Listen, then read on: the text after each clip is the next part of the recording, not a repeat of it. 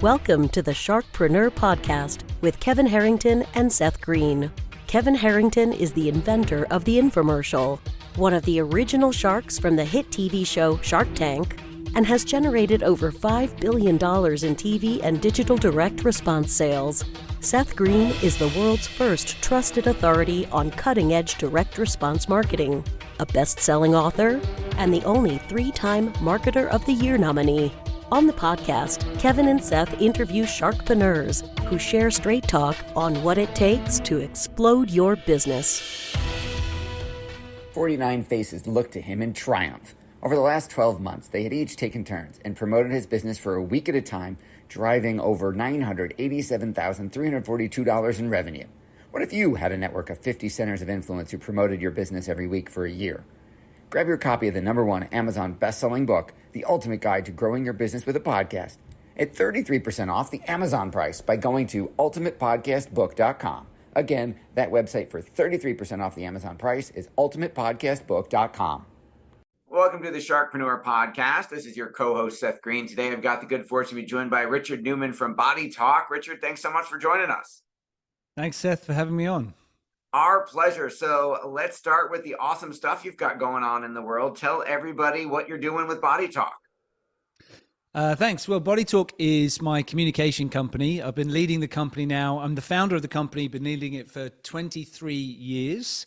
And we work with people all the way around the world. I'm very pleased at the moment that we've moved away from having to do everything virtually during the pandemic, now out traveling the world doing this. So we work with people across the US, across Canada, all the way around Europe, the Middle East, Asia, America, and Australia. And essentially, we're helping people to find their voice. So taking people in business and helping them to make sure that they're having the presence, the gravitas they want to have, taking complex information, turning it into clear, compelling stories, and often working with people to help them win large contracts too. So one of our clients, we recently helped them win 100% of their business pitches over the course of a year, giving them around $1 billion of new business in the space of that time. So helping people from every different background and every different level, whether it's a huge pitch or a job interview and anything in between. Well, $1 billion is absolutely incredible. You certainly can't beat that for a case study. Let's go back in time just a little bit. You've been doing this a long time. How'd you get started? Well, I got started in this really because I wanted to scratch my own itch. I think a lot of people have said, experts or speakers, trainers sometimes end up teaching what they needed to know previously. And so back when I was a kid, I really struggled with communication. I was very shy. I'm highly introverted. And I've also been recently diagnosed as autistic. So for me, communication was always a challenge. And I didn't really know why. And I struggled with it. And so I started at the age of about 16 reading books on communication. And between the age of 16 and maybe the next sort of 7 or 8 years, I read over 200 books on the subjects of communication around body language, voice, storytelling, stage presence, anything I could get my hands on really.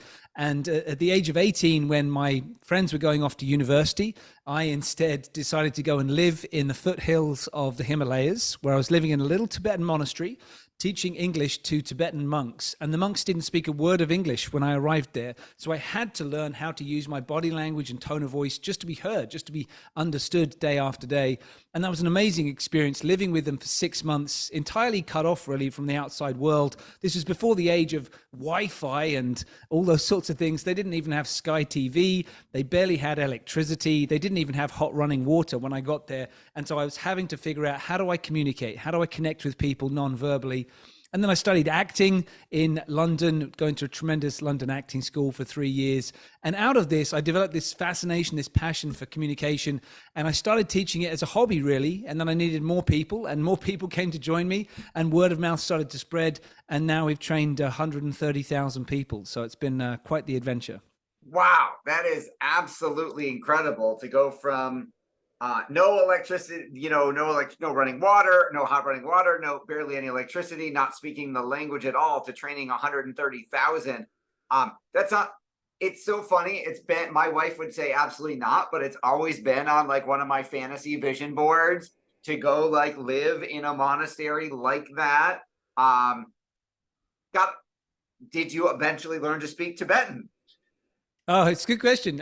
Actually, I chose to learn to speak Nepali instead. So the monks spoke Tibetan, Nepali, and Hindi. And Tibetan is quite a challenging language to learn. I couldn't get to grips with it at all. But Nepali is a language that's much easier to learn. I would argue the easiest language I've ever tried to learn, and it's a wonderful language where the word for yes is ah. I'm probably not doing it very well now. I was much better when I was 18, but ah is the word for yes. And if you want to say no, that you don't want something, so if someone says, "Would you like a cup of tea? Would you like some rice?"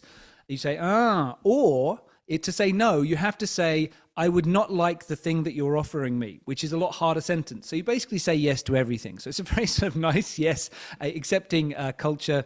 And I got to the point where I was fluent with Nepali in the space of that 6 months. I thought, I'm going to keep this going. This is amazing. I'm finally fluent in a language. And there was nobody back home in London who spoke Nepali. So I have since forgotten almost everything, apart from I have remembered the word lumbo, which means tall, gangly, giant man, which is what they thought of me. And Nepti, which means a girl with a small nose. I think that's what it was. So they taught me some insults along the way. That'll come in handy, I'm sure, a lot of places. Yeah, exactly. Yeah. I think the only word actually of Tibetan that I know is papiguma, which means pig's intestines. So you can say no to. You don't want to eat them. That's right. Oh my goodness. Well, after that, when did the spark go? When did you get your own more gravitas, your own where you felt enough that you were communicating at a high enough level that you could start sharing it with others? And was that your idea, or did someone ask you to train them, and then poof, you have an accidental business that turns into a world-changing enterprise? Yeah, so very fortunately for me, two things happened around about the same time. So firstly, I was getting my hair cut in London, and my hairdresser said, "What do you do?" And I spoke to him about the monks, and I mentioned my acting training, and he said, "If I give you a free haircut, would you come and teach my hairdressers how to communicate?" And I said, "I don't know how to do that." And I left there thinking I need to get a new hairdresser because that would terrify me to do that. But I went back there 6 weeks later, and he said, "Oh, you're the guy who's going to teach us to communicate. Free haircut today. Come back next week." And I went back the following week, and I trained. My original client then was 4 teenage hairdressers who didn't have much confidence. And I taught them, and they loved it. And they said, "Come back another time. Come back next week." And so I started teaching them, and then word of mouth was spreading about my business. And at the same time, I won my first major client, which was the McLaren Formula One team. And I started working with them, where they gave me a presentation they wanted me to deliver, and a couple of other people on my team went there to deliver this as well. And we delivered this same presentation, which was very technical, sort of legally worded, complex information about how you would engineer the world's greatest racing car. And then I personally delivered that over 1,000 times, the same talk over 1,000 times to 1,000 different groups of people from all over the world who are coming in to hear this message.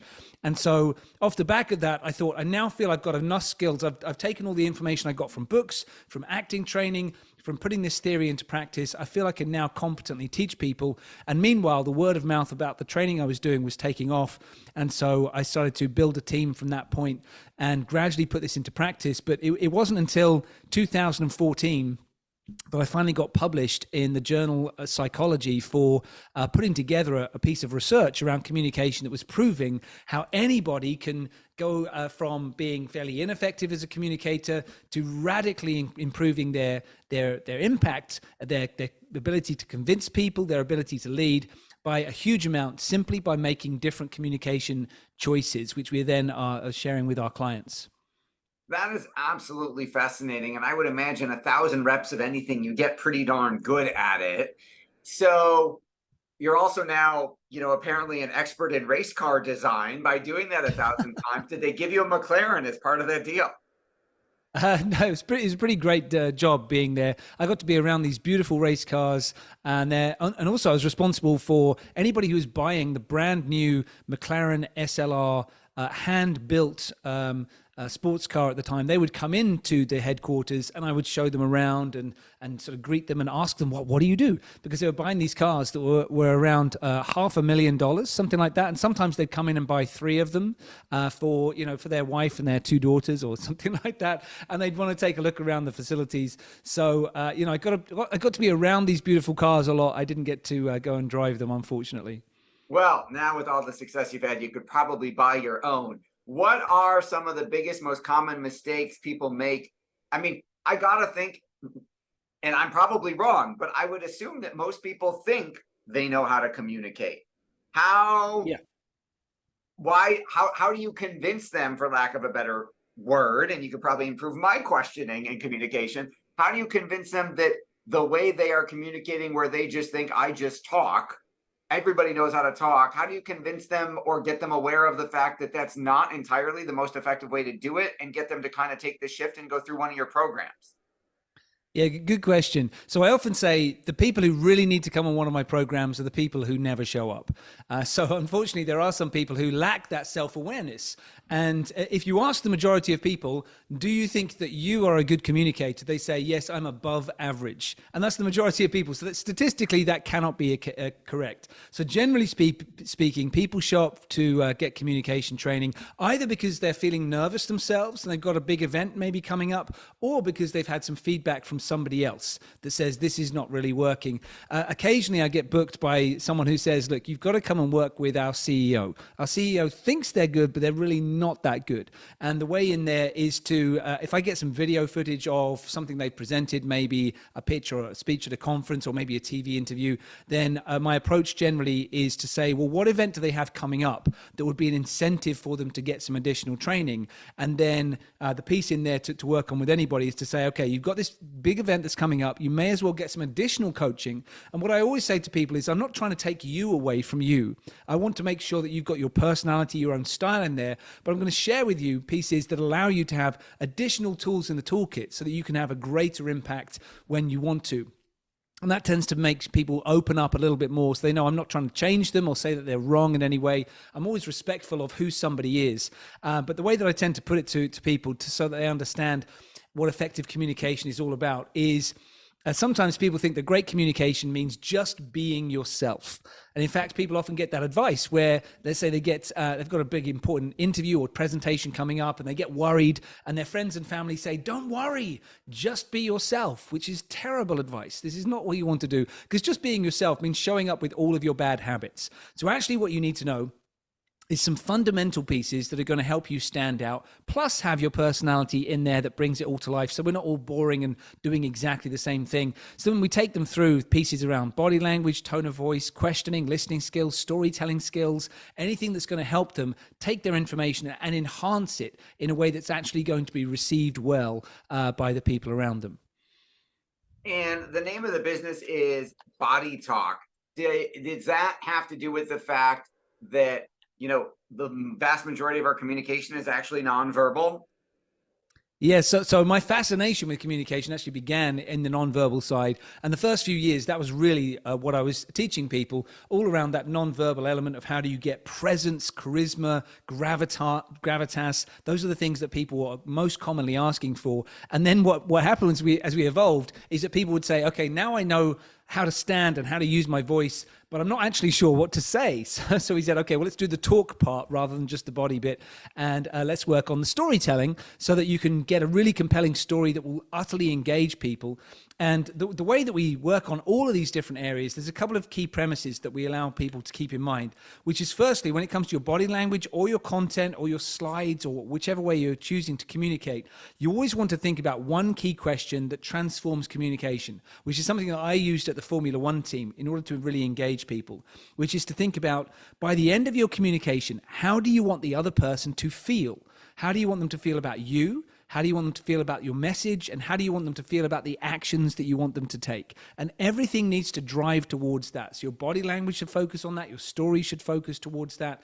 And so this is a big shift for people, because one of the big errors people make in communication is they're preparing for a meeting and they think to themselves, what do I want to say? And as soon as you've thought, what do I want to say, you've gone in completely the wrong direction, because nobody's interested in what you want to say. What they're interested in is, what do they need to hear? And what order do they need to hear the information in to actually care at the beginning, listen all the way through, and commit to some action at the end? So a lot of what we do now is shifting people's mindset around communication before we do anything else. That's a writer down there, folks. If you're watching or listening, if you're driving, pull over, write that down. What inspired you? You've written at least 2 books that I know of. You Were Born to Speak and Lift Your Impact. What inspired you to write the books?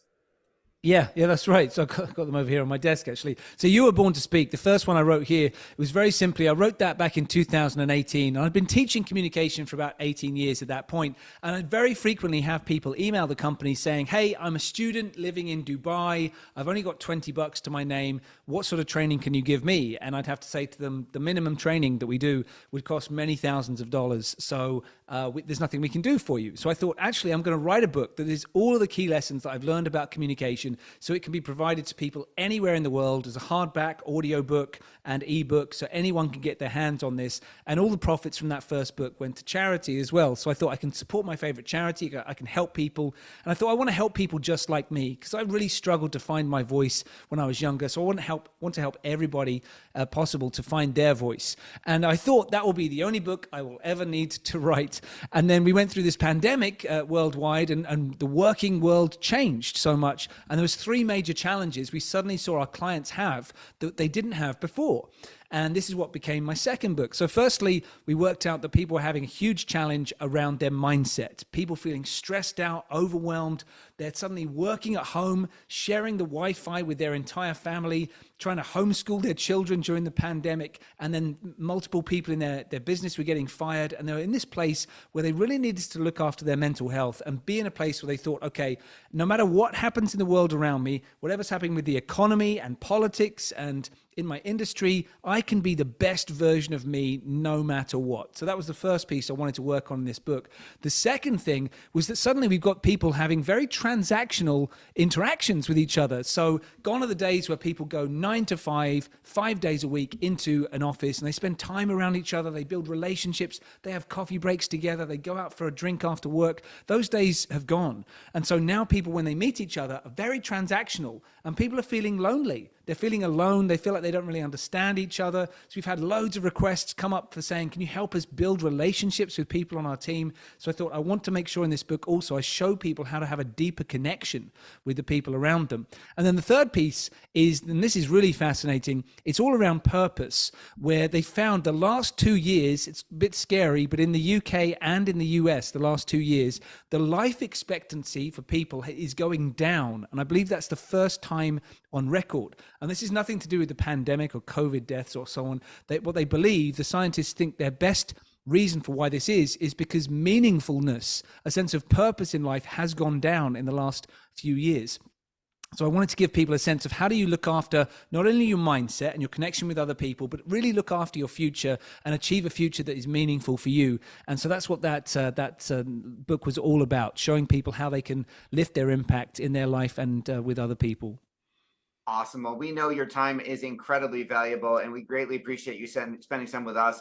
For our folks watching and listening, where's the best place for them to go to learn more about Body Talk, about Richard, and to get the books? So the best place to find me is ukbodytalk.com. And that's where you can see all the services that we have and so on. And the books are available in all good bookshops. Amazon is a very easy place to go, or Barnes & Noble. You can just look out for You Were Born to Speak or Lift Your Impact. All right. This has been Seth Greene for Sharkpreneur with Richard Newman of Body Talk. Richard, thanks again for joining us. Many thanks. Thanks, everybody, for watching or listening. We will talk to you or see you next time. Why do so many businesses struggle while others seem to explode overnight? Do you wish you had the secret to this type of exponential growth? Now, I've scaled more than 20 businesses to over $100 million, and it's not just luck. In my new book with Mark Tim, Mentor to Millions, you'll learn the repeatable framework I use in all my business ventures for massive success. Order at kevinmentor.com and get over $1,000 in bonuses. Head to kevinmentor.com.